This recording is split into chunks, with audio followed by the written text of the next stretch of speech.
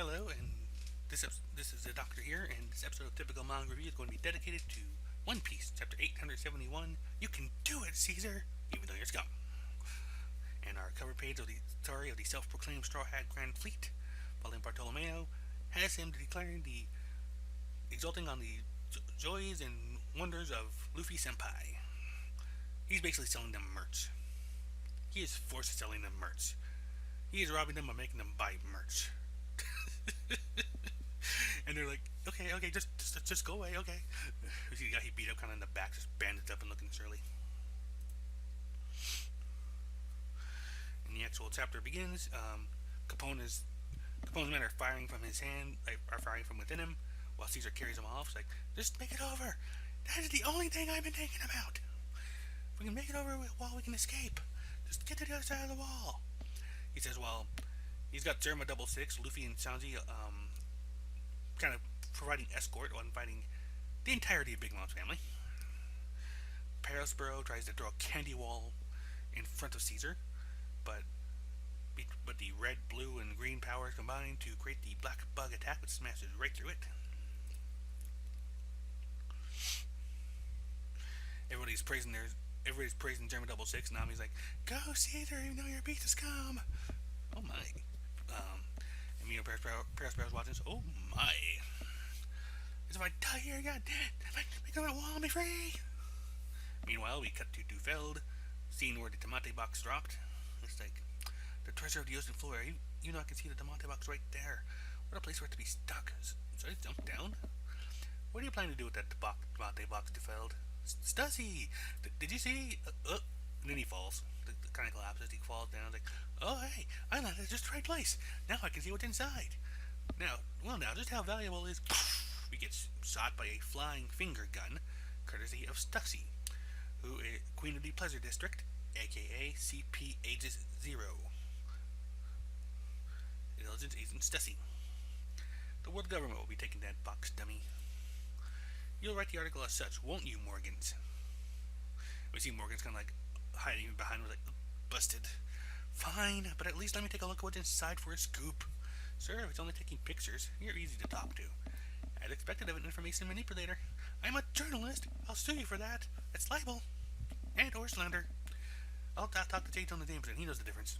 Of course, dead Dufeld ends up like leaning against the box and making it slide. Before either Stussy or Morgans can react, it falls to the ground. It just falls even further down. Back at the action. You told me on Fistman Island, didn't you, Straw Hat, that I'm going to beat you up? And on this very island, you said the ones who will win in the end are us, didn't you? You're going to run away after saying all that? What a coward. Like, Luffy's getting upset, like, coward. Don't get worked up about it, Luffy. He's just taunting you. Just one hit. Luffy, you didn't hear me wrong, Big Mom. The one who will become the Pirate King in the end isn't you. And at this point, he goes into Gear 4th. Launches an attack, but Big Mom hockeys up her hands and tanks it. And apparently carries such force that it blows a few people away. After Kaido's taken down, you're next, Big Mom. At this point, Sanji grabs Luffy and runs off with him. Of course, and unfortunately at this point, Gear 4th has worn off and he's starting to lose his power for a bit. Kaido? That isn't something you can defeat. Besides, you lot, why do you think you'll be able to escape from my territory? Quit daydreaming! And she launches the attack, but this time she's blocked by Judge. Our dreams have already been crushed after only 66 days of hope. I can't even face the spirits of those who can no longer return to their homeland. I ain't trusted someone like you with 300 years worth of resentful spirits of my country. I can only hate myself for that. Judge, be at ease and die knowing that I'll make full use of your scientific power. And she says while grabbing Judge, and she also sticks her hand into Zeus, the cloud, and I'll use it for the sake of world peace. Thunderbolt! And just slams Judge down with a lightning fist. Reiju, all of the German kids pretty much react to this, like, wait, and start going to him as Judge's mask cracks. Like, hey, Caesar, what about my escort? Are you guys planning to abandon us? Probably as soon as he says this, Katakuri's right in front of him. Hi, What a pity. You were just one step away. Of course, it turns out like one of them did not run away. We see Ichiji throw out a sparking figure. And it says here that sparking attacks him at his rate as fireworks, so.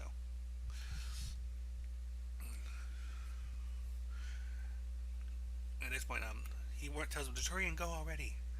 They did it. We'll make it. You can do it, Ceasar, even though you're a scum. Unfortunately, then he runs into himself.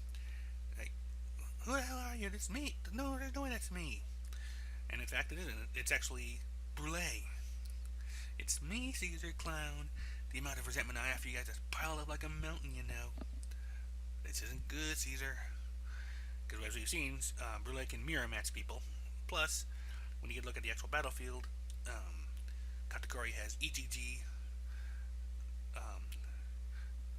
Reiju, Sanji, and Luffy are down in front of the other Big Mom children. Like we see Daifuku's Genie, we see Smoothie, we see I forget what that one is called. Amande? No, I forget it. Not. We see Judd's kind of down too, and Big Mom holding Niji and Yonji as like they were just dollies. Everyone's been beaten. I guess this is the end. Pedro and Jinbei are getting ready to head outside the fight. If we stay put, everyone will definitely be killed. It was when Big Mom declared, "Let's start the execution." And then the Tamate box explodes. It actually like falls all the way down to ground level, and blows a huge chunk out of the whole cake chateau.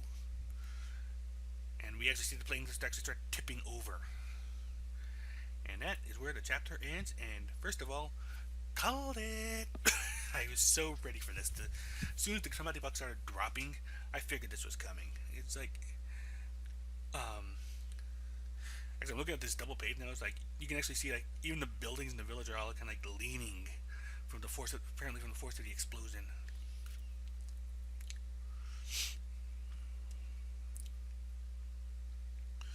And then it's just tipping over completely now. But this is pretty much what I expected from this. As soon as we saw that happen, I probably have to go back to see the episode, but I'm pretty sure I called it then. Basically, the box fell to the ground, blow off a chunk of the palace, and it's going to afford them a chance to escape that they would not otherwise have had. So boom, we are good to go. So next week we'll see how this goes to help them make their escape, get the hell out of there.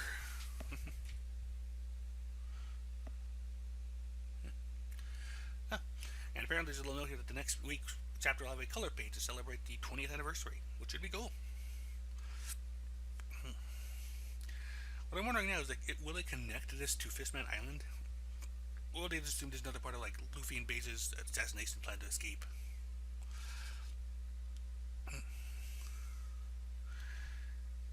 Still, at this point, like I said, it's art-wise, like I said, it's being mostly action chapters. Like, that's where we got right there. We got the interesting revelation of Stussy as a CP0 agent. And Morgan's like, okay, fine, you can do what you want. For the cover page, I love the fact that Bartolomeo is basically like robbing places by selling them Luffy merch. That's just, I wonder if that's what he's done everywhere he went.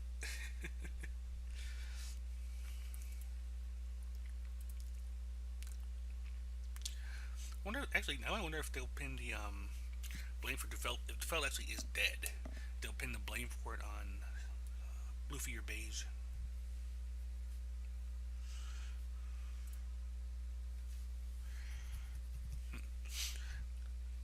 And I love the fact that Luffy actually does at least want to get in one solid shot on Big Mom. Like, we see her tank it, but still.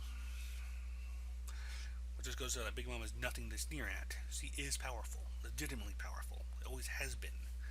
Like, there are people who call her the weakest of the Emperor, but you don't really see it here.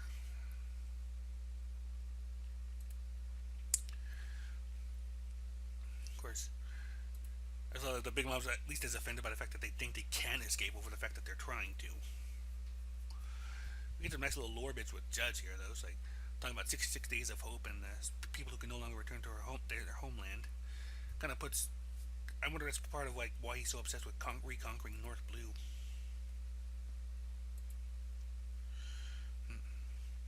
Interesting that whatever they say about their lack of emotions, like Yonzi and Nichiji like went right for Judge's aid. I wonder if that's actually pre-programmed into them, or if they actually are concerned about their father. Ichiji though is actually like able to just continue the mission, which is good for dealing with Katakuri.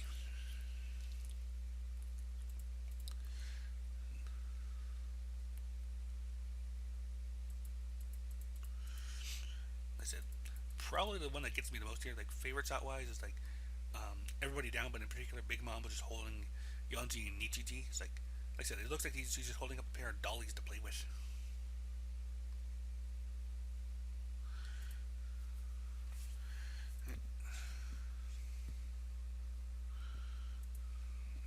Of course, we have the two-page spread of the thing exploding. That's where the two-page spread, because we've been waiting on that one for literally years, so that's fine.